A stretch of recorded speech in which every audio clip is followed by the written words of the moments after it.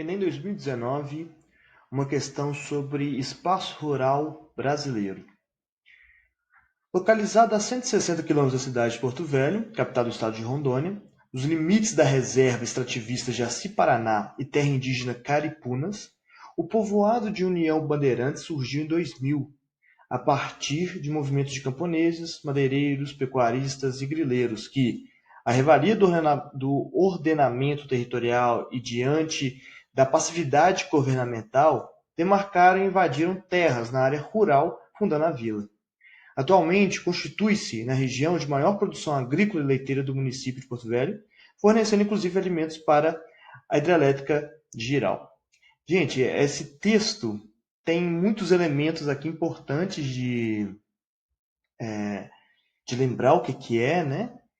Bom, começando aí com uma reserva extrativista. O que é uma reserva extrativista? É uma reserva como se fosse um parque nacional, é uma reserva de preservação ambiental, desculpa, de conservação ambiental, onde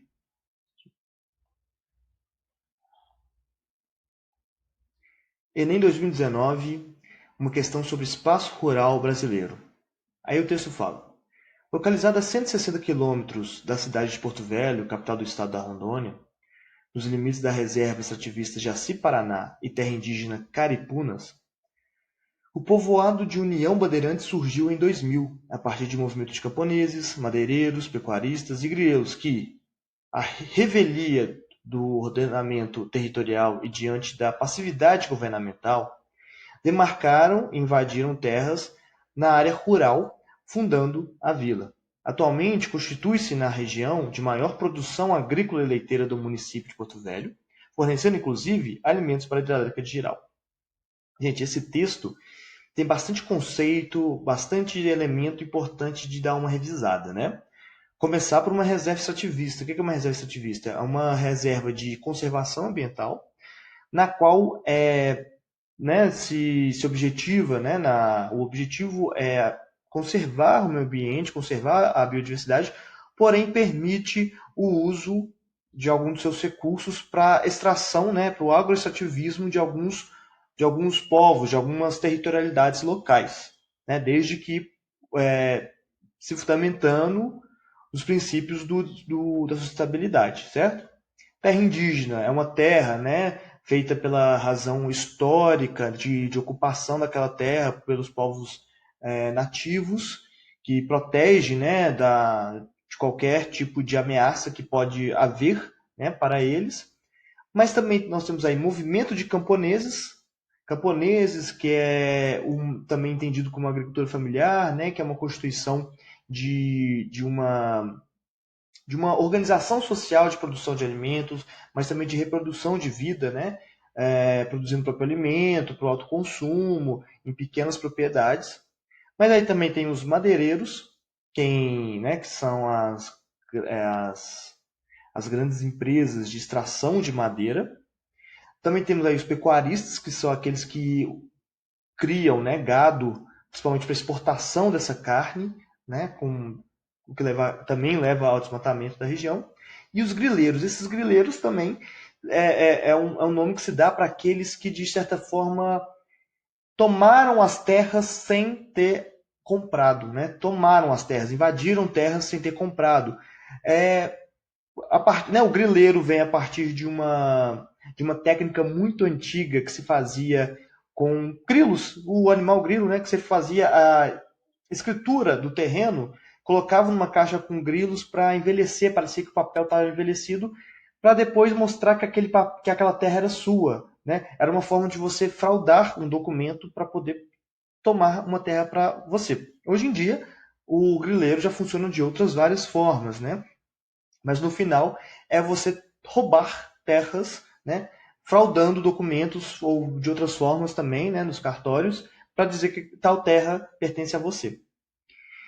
E está dizendo também da hidrelétrica de Giral. A hidrelétrica de Giral é uma hidrelétrica muito importante, recém-construída no estado de Rondônia, que produz muita energia elétrica no rio Madeira, que é uma hidrelétrica que foi muito polêmica devido às questões ambientais envolvidas, e também aos grandes problemas durante a construção, como greve dos trabalhadores, algo que chamou muita atenção na época, certo?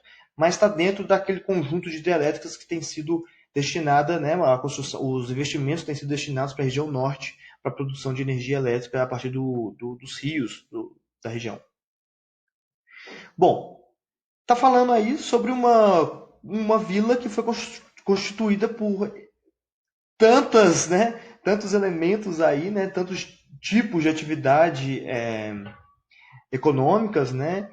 E aí fala o seguinte: a dinâmica de ocupação territorial descrita foi decorrente do que, pessoal? A resposta para essa questão é a letra E, expansão de frentes pioneiras. Está dizendo que no limite, né, das reservas de povos tradicionais, como os indígenas e de agroextrativistas, veio esse amontoado de tipos diferentes de atividade econômica e outras de organização social, como os camponeses, e estão, né, entrando nessas partes, né, que são permitidas, que não são terras indígenas nem reserva agroextrativista.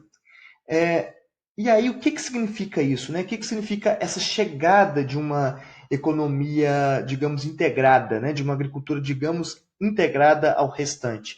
Isso, gente, é uma frente, tem dois nomes, né? Pode ser a frente pioneira, que é essa chegada de uma agricultura comercial no local, que também nós podemos chamar de fronteiras agrícolas, frente pioneira ou fronteira agrícola, tá? Eu coloquei esse mapa aqui para vocês terem uma noção de como que é mais ou menos essas fronteiras agrícolas, que é o seguinte: esse mapa mostra vários elementos, mas mostra aqui, por exemplo, concentração de assentamentos e ocupações, né, no Brasil, mas o que é importante aqui para a gente ver é isso aqui, ó, atual fronteira agrícola, são esses tracejados aqui, ó. Essa atual fronteira agrícola significa que já houve outras no passado, né? A primeira fronteira agrícola do Brasil foi aquela com a colonização, né? A partir da chegada dos portugueses, que começaram a extrair o pau-brasil, começaram a produzir cana, e também começou a entrar um pouco no país com a pecuária e com a extração de minerais, né, preciosos.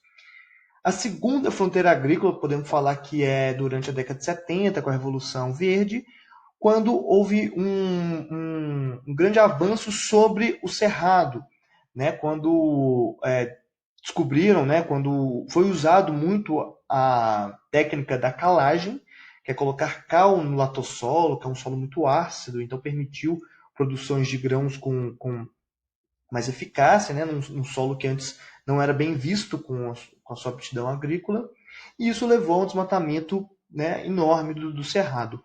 Hoje, a atual fronteira agrícola encontra com a Amazônia, onde se diz também que é a frente pioneira, esses primeiros atividades que chegam naquele ambiente preservado, né, e utilizado por povos tradicionais, e começa a integrar esse local com a agricultura comercial, né, começa a integrar a partir muitas vezes do desmatamento, da grande violência também, como vocês podem ver aqui no mapa, né, a situação da violência. Isso leva a muitos conflitos territoriais, o que é muito comum na fronteira agrícola, na frente pioneira.